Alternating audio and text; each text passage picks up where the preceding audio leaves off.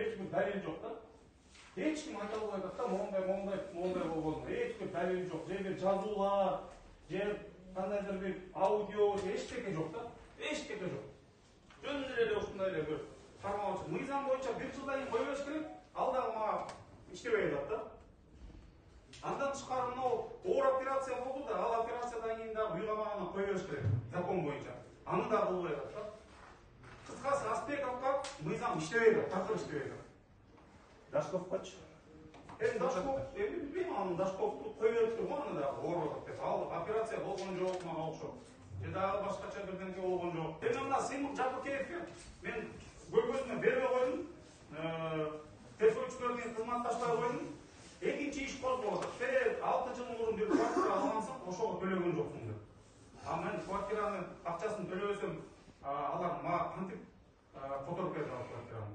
Эми болбойт да. Мындай